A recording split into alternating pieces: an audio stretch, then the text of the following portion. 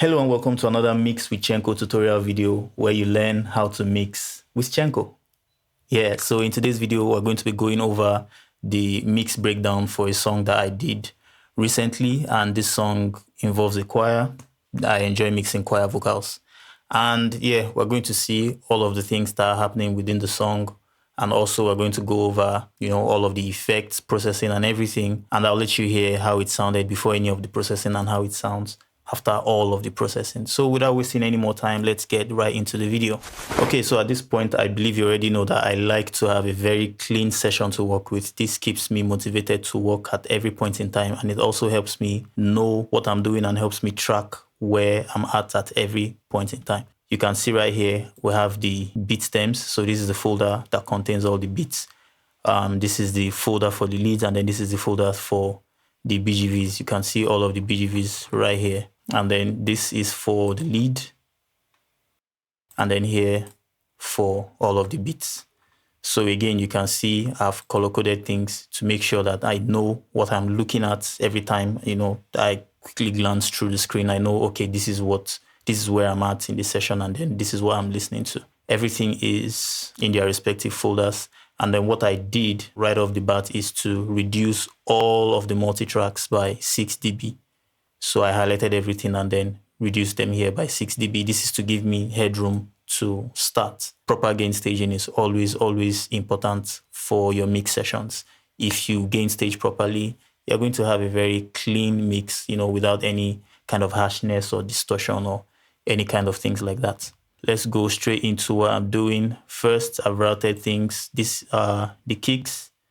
2 kicks, sub, log drum, everything that makes up the beat. And then I've routed them to their respective buses and groups where we'll be looking at the processing that I did on them. So yeah, everything's been routed. I just want to quickly go over this so that we don't waste or we don't spend so much time on this video. So everything's been properly routed. You can see all of the groups here. This is the kick bus, this is the log drum bus, bass bus, snare, the kick and bass, where I've sent this kick and this bass into, as well as the log drum. So I'm sending these 3 into this kick and bass, and then I'm sending the snare straight to the mix bus. And then I have other percussions that are coming into this percussions bus or pex bus.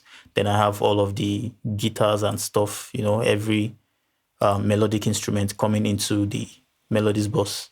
And then for the lead vocals, I have 3 lead vocals. So I have the main lead and I have 2 supporting doubles, but I've reduced them in volume and then panned them half left, hard lefts and hard rights. And then as well, I have some more doubles here. So what I've done is to route these lead vocals into the lead verse bus, and then all of these other ones into the lead doubles. And as for the BGVs, I've routed them to different groups, different buses, depending on what I want to achieve.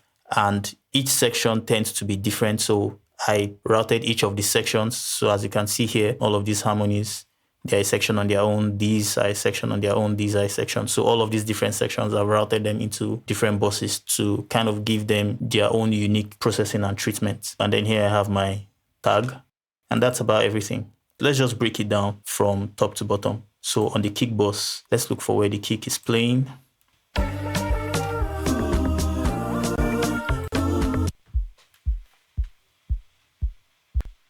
So I have 2 kicks coming into this kick bus, and what I'm doing is first I'm using some kind of saturation to just boost that low end a little bit, just a little bit, to give it that weight that a kick should have. And then the next thing I'm doing is some EQing, and just EQ. I'm not doing any compression here. So on the EQ side of things, I'm taking out this much from this frequency here, and I'm cutting a good amount of the highs. So let's hear what the kick sounded like before this processing.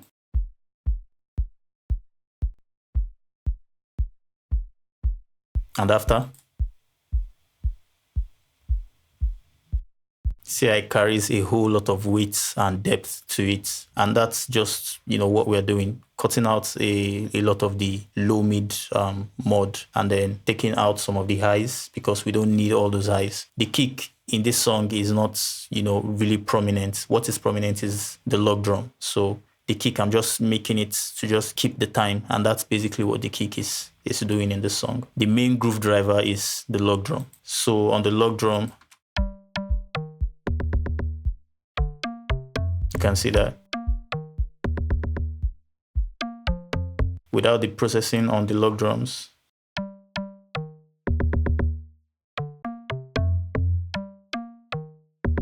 with the processing,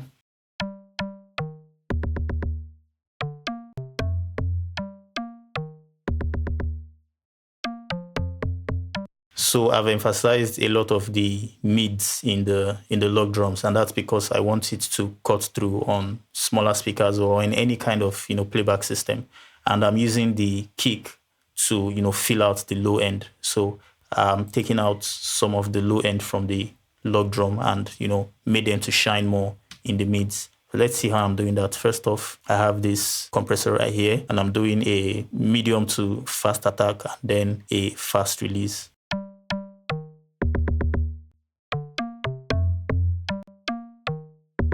So it's basically for those notes on the lower register, because when those notes come through, they are like punching almost out of the speakers, and I wanted to control that a little bit while still maintaining the punch that they have. And then the next is LA2A to kind of glue all of the log drums together while still giving it some, added weight, which is what I've noticed the LA2A does. And then here I am sculpting the sound of it.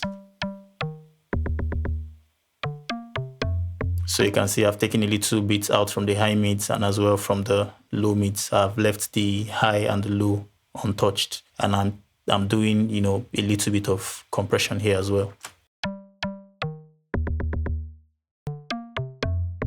All of this is just to tie the sound together, and then I'm clipping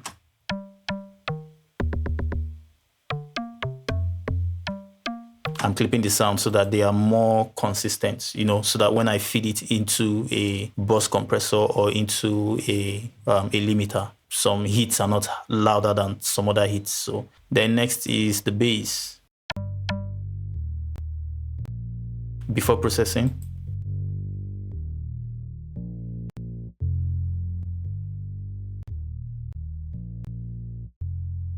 so let's quickly look at what I'm doing.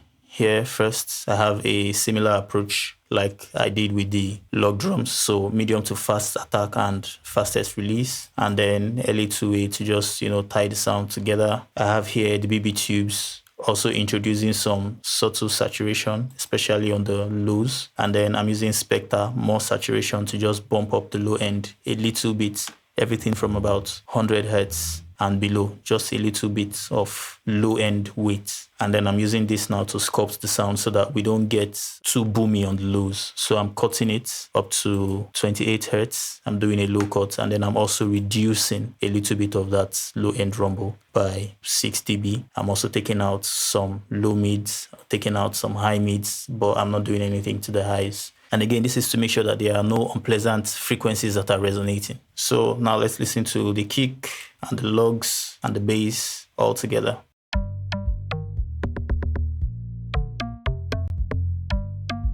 Let's hear what they sounded like before I did all of this processing on them.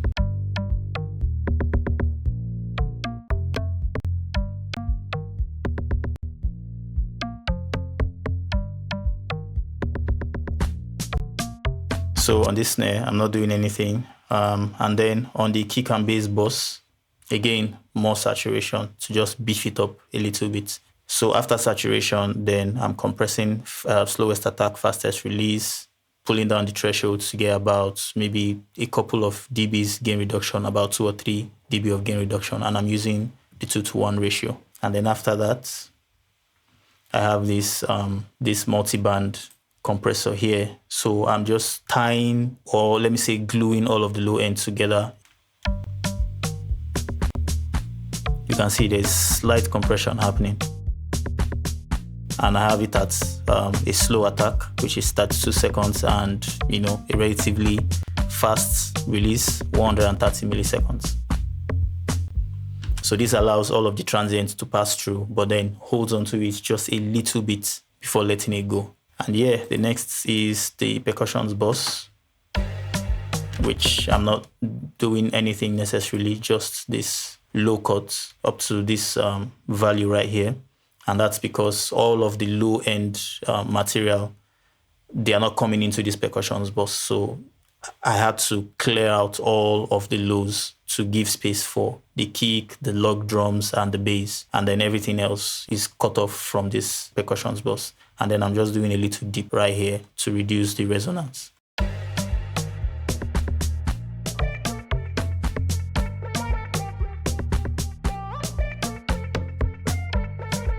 Melodies bus, nothing's happening there. Sounds fine to me. Okay, so let's look at them individually and see what we're doing on each of them.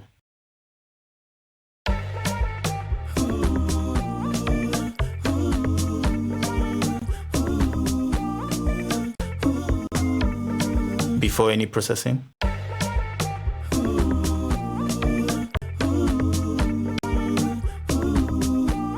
So before I do any processing, most of the time on a bus or a group, I like to come to the channel strip and just sculpt the sound a little bit so that I don't have to add an EQ as the first insert. So it's like I'm doing an EQ before any other kind of processing. So here I'm cutting out some of the, low mids and the mids right here. Just doing some dips to like clean up the sound, and then I'm doing a low cut. And then the first thing I have is this tube compressor right here. This is a stock plugin from Steinberg. And I have the attack almost slow, relatively slow, and then a fast release. And I've added some drive here to just give it some grit.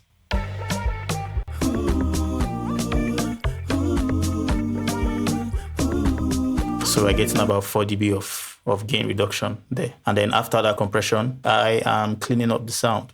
So a little bit of cuts, just 1 dB cuts on the lows, cutting out the low mids, just dipping out a little bit from the low mids, dipping out a little bit from the mids as well, and then I'm not doing anything to the highs.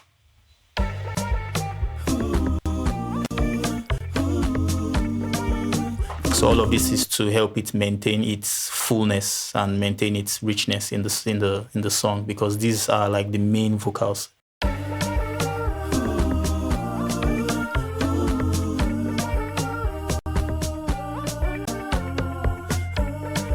Again, I'm doing EQ before any processing, and you can see I'm doing a low cut up to here, doing a low mid, cut, and another cut right here around the mids. And then the first insert I have is, again, the compressor. This time around, I'm not doing any drive. I have a faster attack and as well a fast release.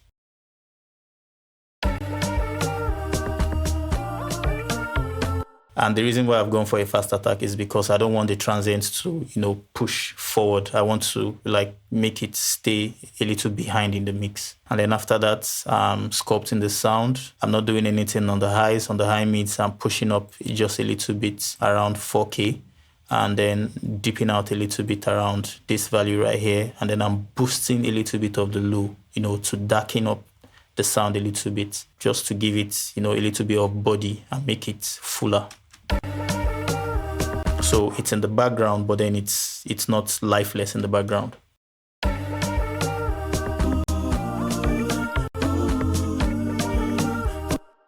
And then the last thing is just some imager to just spread out the sound a little bit more in the stereo field. And then the next is we have these swells right here.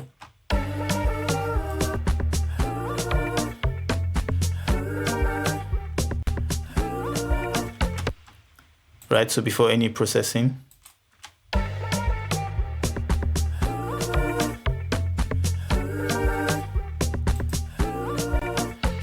so you can hear we've not really changed the sonic character of it. We've just, moved it a little bit backward, just try to put them behind the main hook BGVs that we have here. So the first thing that we're doing on the swells is EQ again. I've done a little bit of high shelf cut to just darken the sound a little bit, and then removed some rumble from the low mids. And then the first thing we're doing is we're using the stock compressor, fast attack, fast release, no drive. And the next thing is EQ. So on the EQ, we are taking away from the lows also from the low mids, we're taking a little bit out. We're taking a little bit from the highs as well. The high mids, pardon me, just removing some harshness from there. And then we're still dulling the sound a little bit to move it, further back in the mix.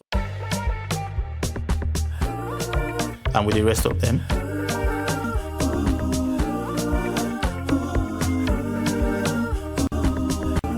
So you can hear how the hook main BGVs, which is this guy, is up front and others are just supporting.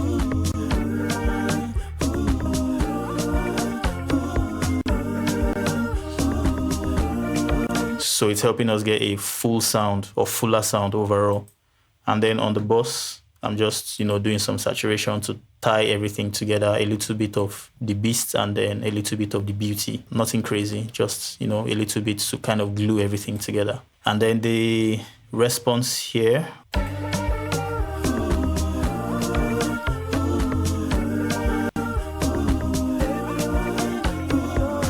So that response, hey, Mary Mugini, oh. So first things first is the EQ. Again, you already get the idea. Low cuts, then some small dips to remove resonance where I think they need to be removed. And then the next, because these are words that are sung, I don't want to crush the transients completely. So I've allowed some of the transients to come through. So I'm using a bit of a slower attack and then a medium release as well, so that it can allow the transients to come through and then clamp on it and then hold it for a little bit. Then I'm pushing up the drive. And then we're getting...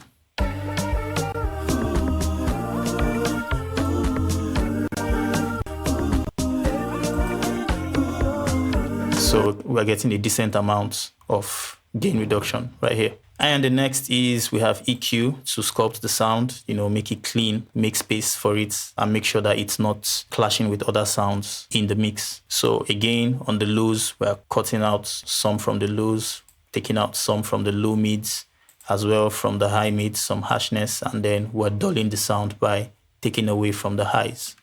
And then we're also doing a little bit of compression here. You can see kind of like a fast attack. With a ratio of 4:1, and I'm just making sure that it's only this one LED that's coming up. So we're getting at most 3 dB of gain reduction.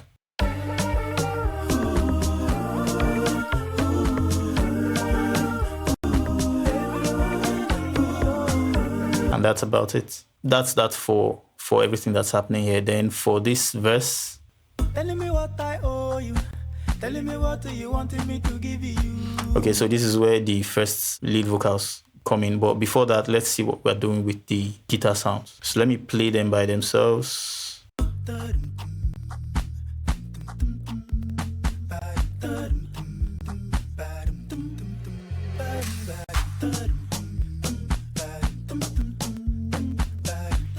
So this just helps, with the groove. And because they are like guitar plucks, I had to make sure that I retain some of the transients, those early, those initial transients. On the individual subgroups, I think all I'm just doing is EQ, taking out some resonances, you can see here. And then on the main bus where I've routed all 3 of them to is where I'm doing just a little bit of processing. And I'm also doing some cuts as well, you can see here.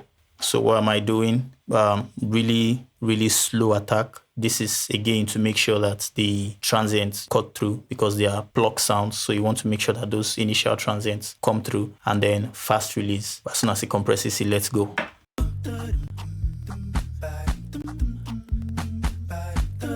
So we're not doing so much as far as gain reduction goes. And then the next is we're sculpting the sound. Again, taking away from the lows, just a little bit from the low mids, taking away mod, and then removing some harshness from the high mids. And we've left the highs alone. So before any of the processing,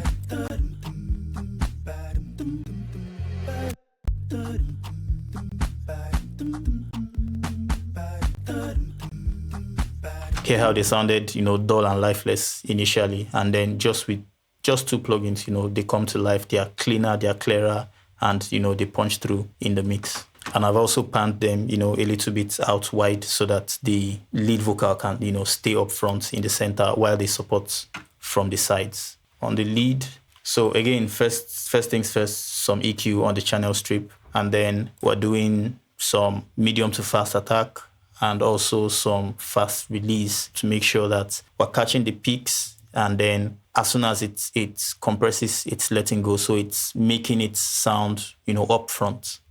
Telling me what I owe you. Telling me what you want. So immediately it's compressing, it's recovering, and then compressing and recovering. So that kind of movement makes it so that the vocal stays up front.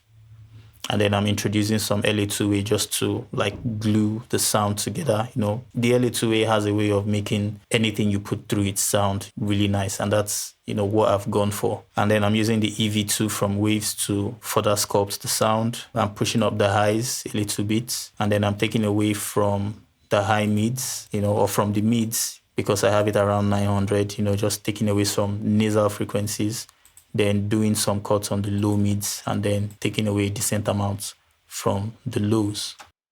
Telling me what I owe you. Telling me what do you want. So before all of this processing, here's how it sounds. Telling me what I owe you. Telling me what do you want me to give you. Telling me what I owe you. Telling me what do you want me to give you. So you hear how before it sounded, really dull. It sounded unexciting, if there's anything like that. And then as soon as I engage all of the plugins, it pops up, comes to life, cuts through in the mix. And yeah, these other guys I haven't used. They come in my template, but I find that if I don't use them, I just, blank them out. So I haven't used them in this song. Sometimes I do, sometimes I don't. In this case, I haven't used them. And then for the doubles.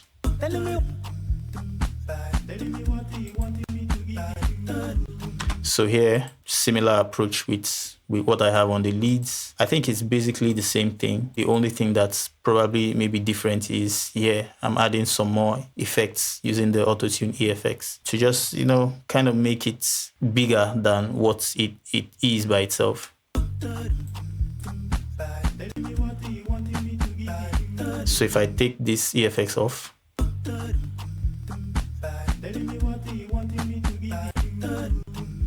so you can see, so on the EFX, I just have some chorus, some compression, and then some high pass. So that chorus is the main thing that I wanted to achieve, and then compress it, and then do a little bit of high pass to remove the mods.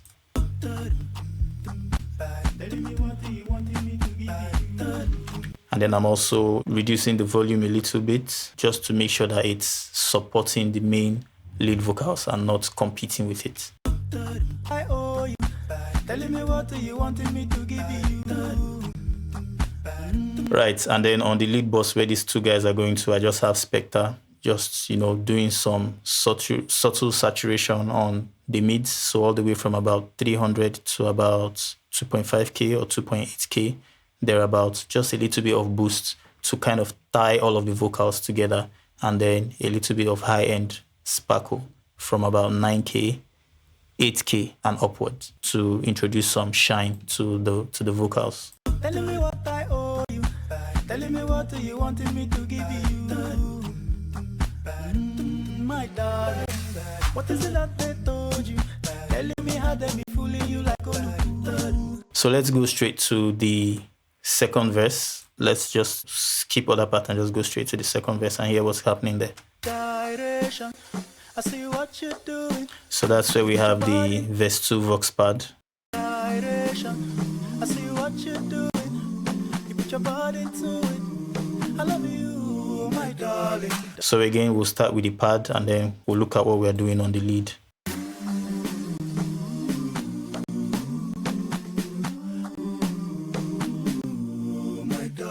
Here's how they sounded before any of the processing.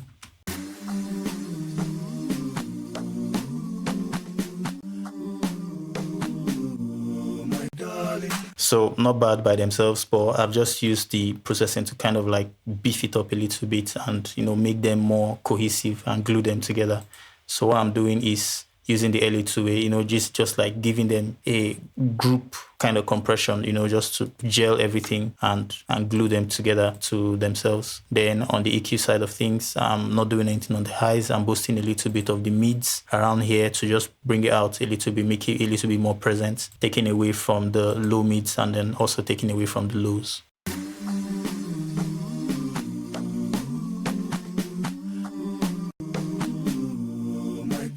And lastly, as you can see, saturation to just, again, still give us a little bit of compression, but also to still tie all of the sounds together and make them like really, really glued together.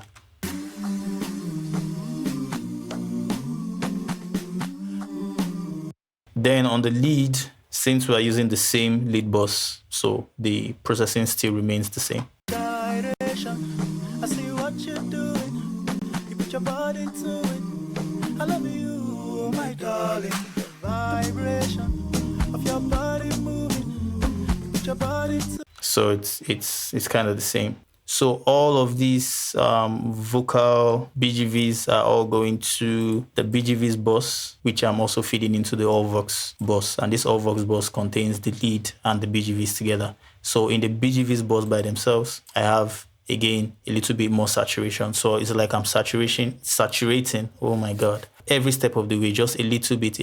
And then these small increments of small moves in the end adds up to something really, really nice. And after the saturation, I'm just using EQ to kind of carve everything together. So I'm not doing something very, very crazy because this is all of the BGVs together as a group. So I wanted to give them like a uniform shape. So I'm boosting a little bit on the mids and then cutting a little bit on the low mids, cutting it, very tiny bits on the lows as well. I'm not boosting any of the highs. And yeah, that's about it. So now all of them are coming into, all the vocals now are coming into the AllVox bus. If I mute it, you see there's no sound coming through. So on the AllVox bus, what I'm doing is just compressing the low end. I don't want, there's a way when you have a group of voices sing and you've done all of this compression, especially all of the saturation, the tube saturation that I've added, harmonics are going to be introduced, right? Especially on the low end. So I'm using this to kind of like tame a little bit of those harmonics. I don't want to kill the body. That's why after the compression, I'm still, boosting the output a little bit, but I'm just using it to tame the low end content that we have in the vocals generally, and making sure that they are not really competing with the other low end elements that we have, like the kick and the bass. So you can see I'm really squeezing it right there and then just boosting all of that a little bit. And then after that, I'm tying them all together with this compressor here. So I've gone for the slowest attack. This is also taking into account that this is all of the vocals, both the lead and, all the harmonies and doubles and everything. So I don't want to squash the transients. And that's why I have it on the slowest attack. And then I've set the release to auto. And then I'm doing a gentle ratio here. Direction, I see what you're doing. You put your body to it. I love you, oh my God. So you can see the needle is barely moving. This is just to make sure that, there are no sudden peaks that are really jumping too much or jumping out at you or at the listener. This kind of like control at the end, just to tuck everything into the mix. And so, yeah, that's about everything with regards to processing. And then for the effects, I just have a couple of effects here. I don't think I'm using everything. I've not used everything, just a few that I've used. This choir effects is where I have the AVOX choir vocal multiplier. I always use this for my choir mixes to kind of like double the voices and make it seem like it's multiple people singing instead of just one voice. So I've added it to some of the background, and the other things I'm doing here are just, some delays here and there. And I'm also doing some automations to kind of make the effects sound interesting within the mix. So yeah, that's about that. And then for the reverb, let's see, I'm using the Valhalla. Every time I want to pick a reverb, I like to audition between, the Valhalla vintage verb, the plates, as well as the room. Sometimes I also include waves true verb just to kind of see which of these reverbs, sound the best to me or to the song. And in this case, I've used the vintage verb, smooth room. And then for the longer reverb, I'm using again Valhalla, and this time concert hall, and I have it at the 2.09 seconds. And that's all with regards to the effects. So let me play a little bit of the song so you can see where we are coming from and where we are at. So I'll play it first without any of the processing. So let me just...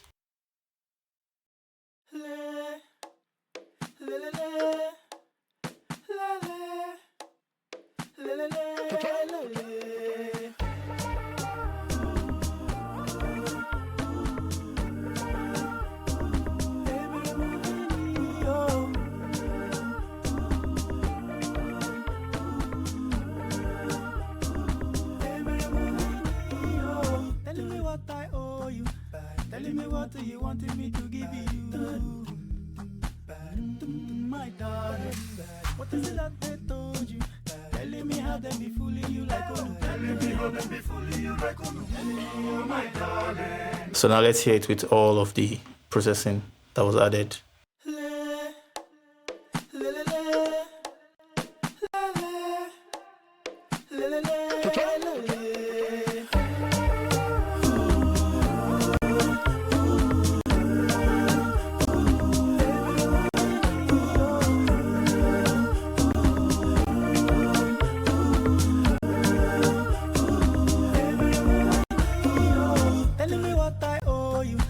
Telling me what you wanted me to give you. My darling, what is it that they told you?